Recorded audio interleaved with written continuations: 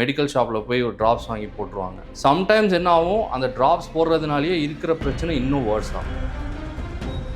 இதனால சம்டைம்ஸ் சில பேருக்கு படுத்து எந்திரிக்கும் போது தலை சுற்றும், சில பேருக்கு ரைட் சைடு இல்லை லெஃப்ட் சைடு திரும்பும் போது தலை சுற்றும். இது எல்லாமே காது ரிலேட்டட் ப்ராப்ளமாக இருக்கக்கூடிய வாய்ப்பு ரொம்ப ஜாஸ்தி. ஹெட்ஃபோன்ஸை ஷேர் பண்ணுறது, ஒருத்தர் ஹெட்ஃபோன்ஸை இன்னொருத்தர் போடும்போது அந்த இன்ஃபெக்ஷன் ஒருத்தர்கிட்டேருந்து இன்னொருத்தருக்கு வந்து காதில் இன்ஃபெக்ஷன் வரலாம். இது வந்து வெளியில் வரக்கூடிய பிரச்சனைகள். ரொம்ப இம்பார்ட்டண்ட்டாக நான் நிறைய பேருக்கு ரெக்கமெண்ட் பண்ணுறது வந்து போன் கண்டக்ஷன் ஹெட்ஃபோன்ஸ். அதாவது டான்சில் வீங்கிறதுக்கு ரொம்ப முக்கியமான காரணம் வந்து சரி, பார்த்தீங்கன்னா ஒரு சில குழந்தைங்களை சளி பிடிச்சிருக்கோம் சார். அப்போ என்ன பண்ணுவாங்கன்னா, அம்மா வந்து ஒரு மூக்கு வழியாக தண்ணி அடிப்பாங்க, அப்போ அனதர் மூக்கு வழியாக சளி அப்படியே வெளியே வந்துடும். அது மாதிரி பண்ணலாமா சார்? ஃபார் எக்ஸாம்பிள் நைட் டைமில் வந்து காது உள்ள பூச்சி பிடிச்சுன்னா அவங்க எமர்ஜென்சி என்ன சார் பண்ணலாம்?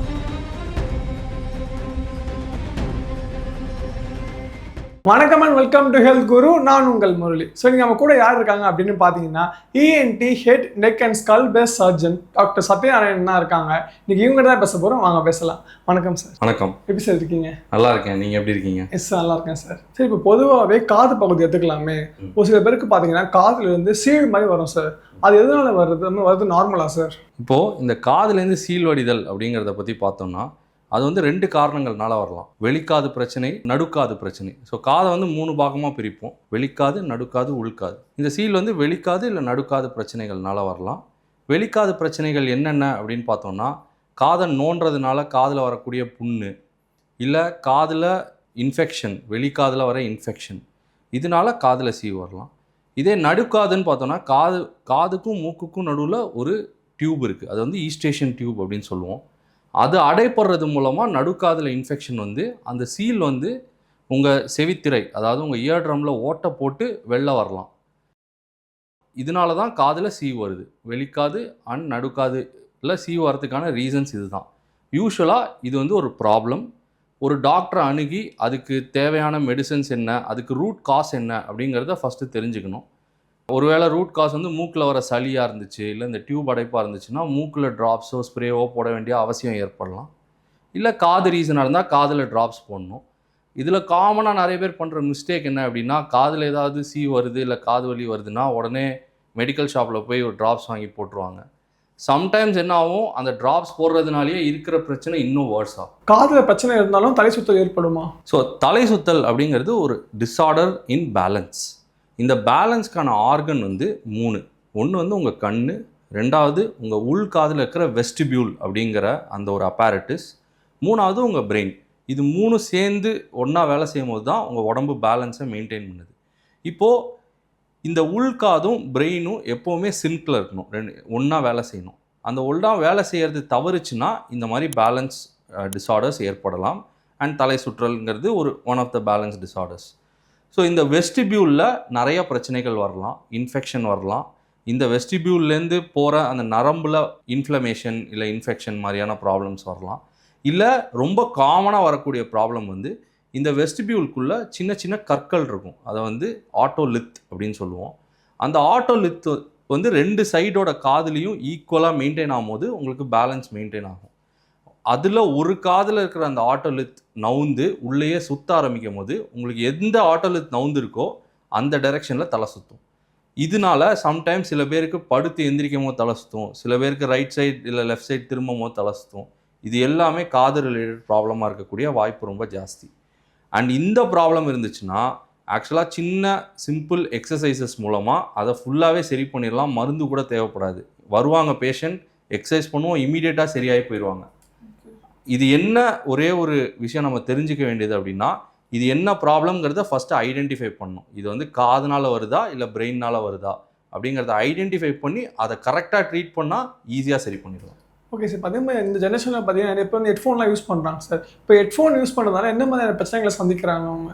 ஆக்சுவலாக இந்த ஜென்ரேஷனில் ஹெட்ஃபோன்ஸ் யூஸ் பண்ணுறத ஒரு தவிர்க்க முடியாத விஷயம். எல்லாருமே ஆல்மோஸ்ட், நான் கூட ஹெட்ஃபோன்ஸ் யூஸ் பண்ணுறேன் ரெகுலராக.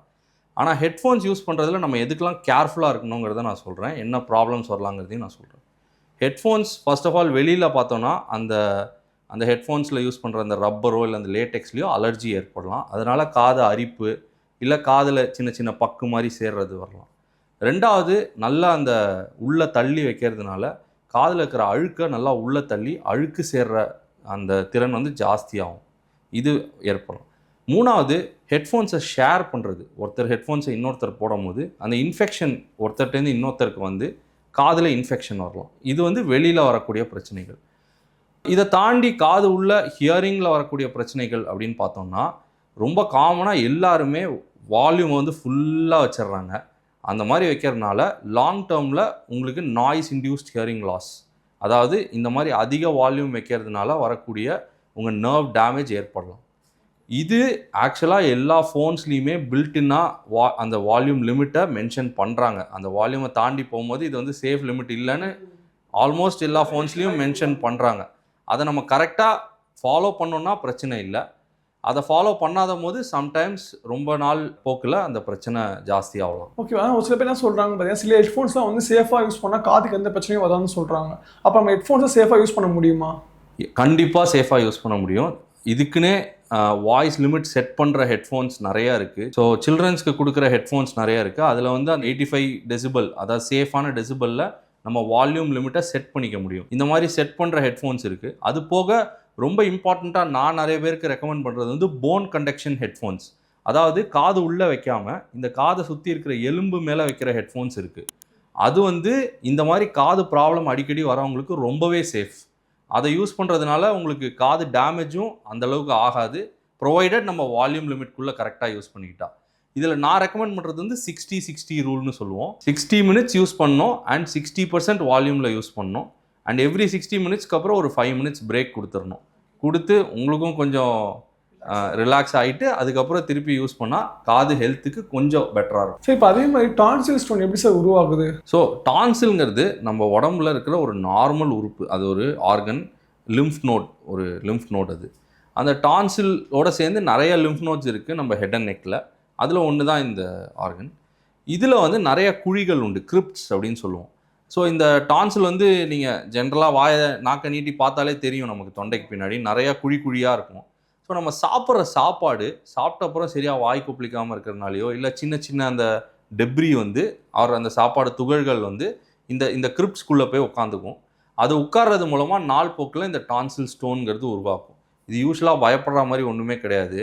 டான்சில் வீங்கும் போது தான் இந்த ஸ்டோன் வரும், அது கரையும் போது இந்த ஸ்டோன் போயிடும். அப்படியே இருந்தாலும் அதுவே 1 or 2 டேஸில் ஆட்டோமேட்டிக்காக டிஸ்லாட்ஜ் ஆகி போயிடும். ஸோ யூஸ்வலாக nothing to worry about tonsil stones. எதனால சார் வீங்குது? டான்சில் வீங்கிறதுக்கு ரொம்ப முக்கியமான காரணம் வந்து இன்ஃபெக்ஷன் தான். ஸோ நம்ம இப்போ இருக்கிற எரால நிறையா வெளி சாப்பாடு, கூல்ட்ரிங்க்ஸ், ஐஸ்கிரீம்ஸ்லாம் சாப்பிட்றோம். அண்ட் காமனாக எல்லோரும் என்ன நினைக்கிறாங்கன்னா, கூலிங்காக சாப்பிட்டாலே டான்சில் வந்துடும், கூலிங்காக சாப்பிட்டாலே தொண்டை வலி வந்துடும். அது கிடையாது. இன்ஃபெக்ஷன்ஸ் இருந்தால், இல்லை சீஸ்னல் இன்ஃபெக்ஷன்ஸ்னு நம்ம சொல்கிறோம்ல, இந்த வைரல் இன்ஃபெக்ஷன், இப்போ இந்த மழை காலத்தில் வைரஸ் பரவுது அந்த மாதிரிலாம் சொல்கிறோம்ல, அந்த மாதிரி இன்ஃபெக்ஷன் வந்தால் டான்சில் வீங்கிறதுக்கான வாய்ப்பு ரொம்ப ஜாஸ்தி. அண்ட் ஒருவேளை டான்சில் வீங்கிச்சுன்னா நீங்கள் சில அறிகுறிகள் வச்சு அதை கண்டுபிடிச்சிடலாம். தொண்டை வலி இருக்கும், முழுங்கும் போது எஸ்பெஷலாக தொண்டை வலி ரொம்ப ஜாஸ்தியாக இருக்கும். அண்ட் இந்த டான்சில் பிரச்சனை இருக்கிறவங்களுக்கு அடிக்கடி இந்த ஃபீவர், கோல்டு வந்துக்கிட்டே இருக்கும். ஃபார் எக்ஸாம்பிள், நார்மல் பீப்புளுக்கு ஒரு வருஷத்துக்கு ஒரு தடவை இல்லை 2 தடவை கோல்டு வரும், இல்லை சளி பிடிக்கும். டான்சில் இருக்கிறவங்களுக்கு, டான்சில் ப்ராப்ளம் இருக்கிறவங்களுக்கு கிட்டத்தட்ட ஒரு வருஷத்தில் 6 தடவை 8 தடவை மாதம் கோல்டு வந்துக்கிட்டே இருக்கும். இந்த மாதிரி இருக்கிறவங்க டான்சில் இருக்காங்கிறத செக் பண்ணிக்கிறது பெட்டர். ஓகே, இப்போ டான்சில் இருக்குது, அவங்க என்ன சார் பண்ணணும்? ஒருவேளை டான்சில் இருந்துச்சுனாலும் ஃபஸ்ட்டு நம்ம கொடுக்குற ட்ரீட்மெண்ட் வந்து மெடிசின்ஸ் தான். மெடிசன்ஸ், நம்ம டயட்ரி ரெஸ்ட்ரிக்ஷன்ஸ், கொஞ்சமாக வெளி சாப்பாடு, இந்த அடல்ட்ரேட்டட் ஐட்டம்ஸ் சாப்பிட்றது, அதே மாதிரி அன்ஹைஜீனிக் ஃபுட் சாப்பிட்றதெல்லாம் அவாய்ட் பண்ணிக்கணும். அண்ட் மெடிக்கல் ட்ரீட்மெண்ட் யூஸ்வலாக ஒரு 7 days 10 days ட்ரீட்மெண்ட் கொடுத்தா அந்த டான்சிலோட சைஸ் ஆட்டோமேட்டிக்காக குறையிறத நம்மளே பார்க்கலாம். ஒருவேளை ஒரு வருஷத்தில் 8 தடவை வருது, 10 தடவை வருது, கண்டினியூஸாக வந்துக்கிட்டே இருக்குது அப்படின்னா ஆன்டிபயோட்டிக் திருப்பி கொடுக்கறது அட்வைசபிள் இல்லை.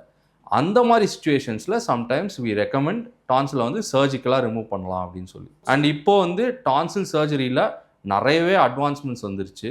காப்லேஷன் அப்படின்னு சொல்லி இப்போ அதுதான் லேட்டஸ்ட் இன் டான்சில் சர்ஜரி. அது வந்து உங்கள் காஃபி குடிக்கிற டெம்பரேச்சரில் உங்கள் டான்சிலை வந்து அழகாக கரைச்சி எடுத்துரும்.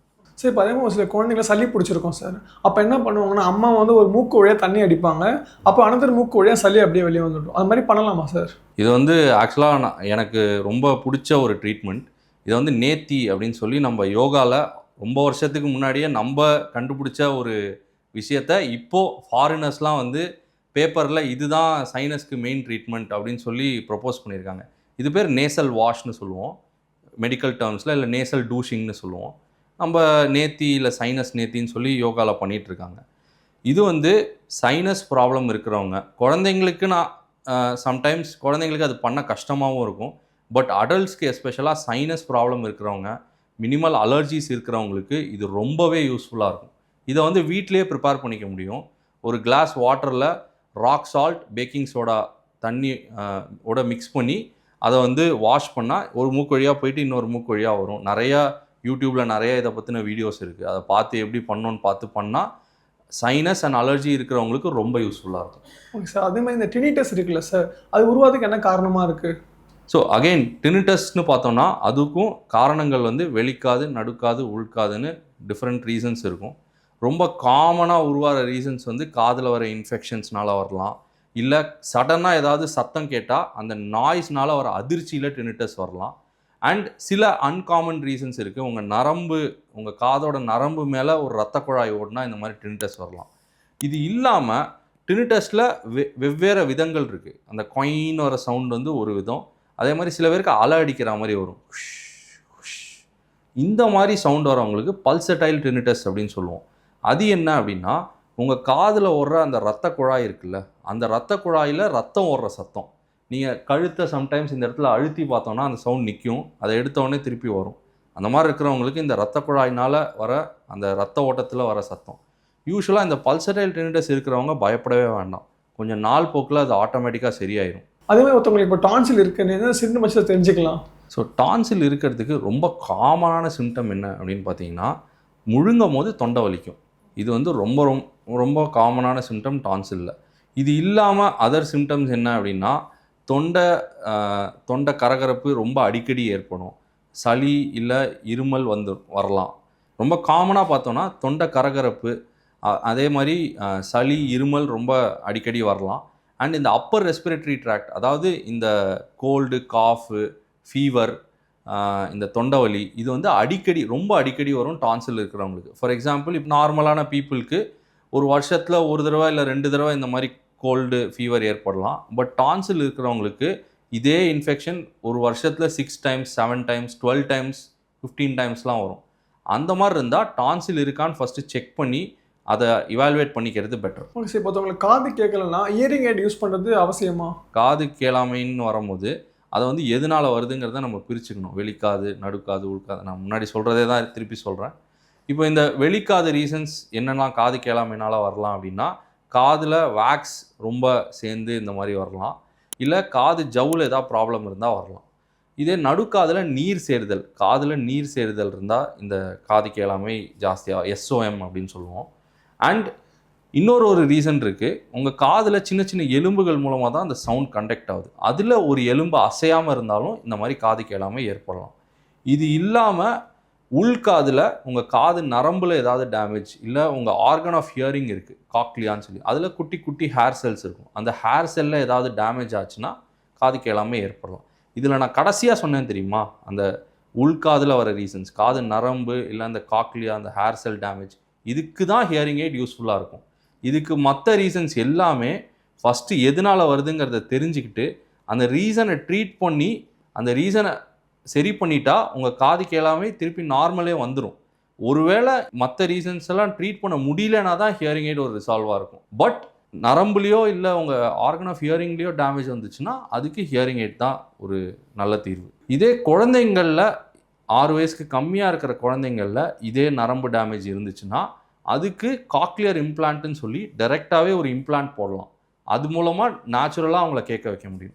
ஓகே சார், இப்போ அதுவுமே இன்னும் முக்கியமான கொஸ்டின் என்னென்னு பார்த்தீங்கன்னா, இப்போ சில பேர் காது உள்ள பூச்சி போயிடுச்சுன்னா, ஃபார் எக்ஸாம்பிள் நைட் டைமில் வந்து காது உள்ள பூச்சி போயிடுச்சுன்னா அவங்க எமர்ஜென்சி என்ன சார் பண்ணலாம்? நிறைய பேர் உடனே அந்த மெடிக்கல் ஃபெசிலிட்டிஸாக அணுக முடியாமல் இருக்கலாம். அண்ட் இந்த மாதிரி பூச்சி போச்சுன்னா என்ன பண்ணுறதுன்னு தெரியாமல் இருக்கலாம். என்ன ஆகுனா, இந்த மாதிரி பூச்சி உள்ளே போகும்போது அந்த பூச்சி உள்ளே படபடத்து அடிக்க ஆரம்பிச்சிடும். அந்த மாதிரி அடிக்கிறதுனால உங்கள் காதில் இருக்கிற அந்த ஸ்கின்லேயோ இல்லை இயர் ட்ரம்லேயோ கூட டேமேஜ் ஏற்படலாம். ஸோ ஃபஸ்ட் லைனாக உங்களால் இமீடியட்டாக டாக்டர்கிட்ட போக முடியலன்னா காதில் பேபி ஆயில் இல்லை நார்மல் வாட்டர் ஊற்றி அந்த காதில் இருக்கிற பூச்சியை அடிக்க விடாமல் ஃபஸ்ட்டு நிறுத்திடலாம். நிறுத்தின அப்புறம் ஒரு டாக்டர்கிட்ட போய் தான் அதை ரிமூவ் பண்ணணும். ஸோ நிறைய இன்ஃபர்மேஷன் பகிர்ந்துக்கிட்டீங்க. உங்கள் நேரத்தை எங்களுக்காக ஒதுக்குனதுக்கு மிக்க நன்றி சார். Thank you so much.